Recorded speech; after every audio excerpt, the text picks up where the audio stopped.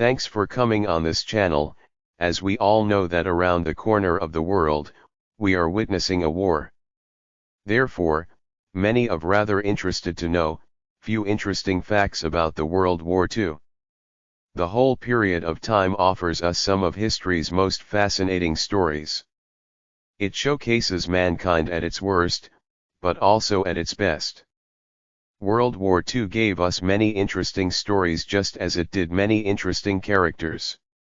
The focus of today's video is the story of one Lieutenant Hiroo Onoda of the Imperial Japanese Army Intelligence Corps. This is very unusual and fascinating story of the war veteran Lieutenant Hiroo Onoda. Born in 1922, Hiroo Onoda lived a quiet life until the age of 18, where he joined the Imperial Japanese Army Infantry, going on to train as an intelligence officer in the commando class Futamata of the Nakano School. Here he learned guerrilla warfare and intelligence gathering. On December 26, 1944, Hiroo was sent to Lubang Island in the Philippines with orders to hamper enemy attacks on the island, including destroying the airstrip and the harbor's pier. Onoda's commanding officer, Major Yoshimi Taniguchi, had given him orders to live off the land and forbade him to surrender or die by his own hand. He said, "It may take 3 years, it may take 5, but whatever happens, we'll come back for you. Until then, so long as you have one soldier, you are to continue to lead them." Onoda landed on the Lubang Island and linked up with a group of Japanese soldiers previously sent there on a different mission. The officers in this group of soldiers outranked Onoda, so they denied him permission to carry out his mission. As a result of the pier and airstrip still being intact, the Joint Task Force of American and Philippine Commonwealth Forces was easily able to land on the island and take it in late February 1945. Within a short time period of the Allied landings, all but Onoda and 3 other soldiers had died or surrendered. After the defeat of the main Japanese forces, Onoda and his 3 men carried out a guerrilla warfare campaign, engaging with shootouts with local police on several occasions. In October 1945, Onoda and his squad saw a leaflet announcing that Japan had surrendered. Later on, after they had killed a cow to eat, they found a leaflet left behind by islanders that said the war ended on August 15. "Come down from the mountains." However, Onoda distrusted the leaflet instantly. Onoda and his crew deduced the leaflet had to be Allied propaganda, a way to trick them into surrendering, something Onoda was under strict orders not to do.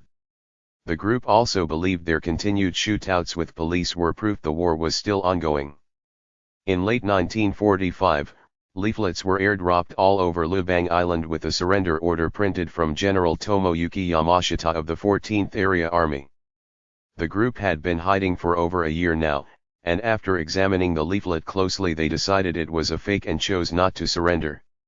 Not knowing about the atomic bombs dropped on Hiroshima and Nagasaki, the group rightly so believed it very unlikely that Japan would surrender. In 1949, one of Onoda's 3 men, Private Yuichi Akatsugu, left the group and surrendered to Filipino forces 6 months later in 1950. This caused the 3 remaining soldiers to become even more cautious and paranoid. In 1952, aircraft widened the search parameters, airdropping letters and family pictures urging the soldiers to surrender, but once again the 3 soldiers were convinced this was a trick.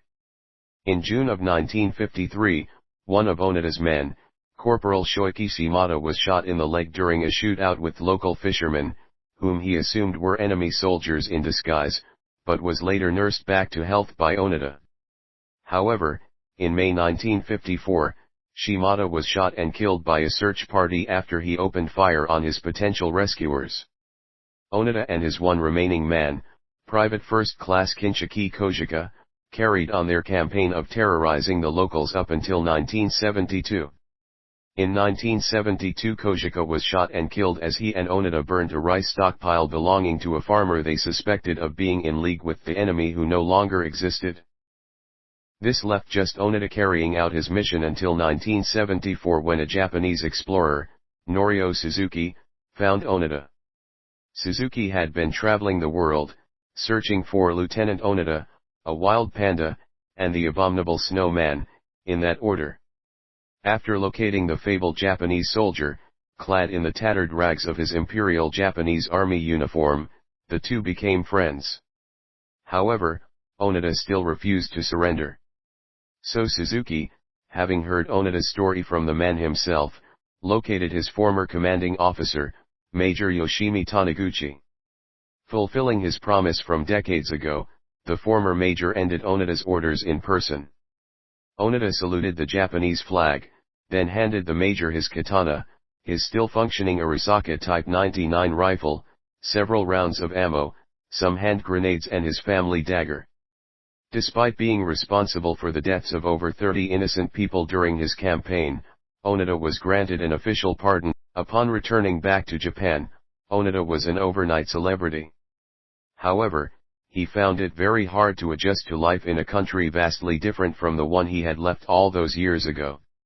He wrote and published an autobiography in 1975, before leaving Japan for Brazil, where he became a cattle farmer and later opened up a series of survival training schools in Japan. In an interview near the end of his life, Hiroo Onoda said, "Every Japanese soldier was prepared for death. But as an intelligence officer, I was ordered to conduct guerrilla warfare and not to die. I became an officer, and I received an order. If I could not carry it out, I would feel shame. I am very competitive." Hiroo Onoda passed away peacefully in 2010, aged 91.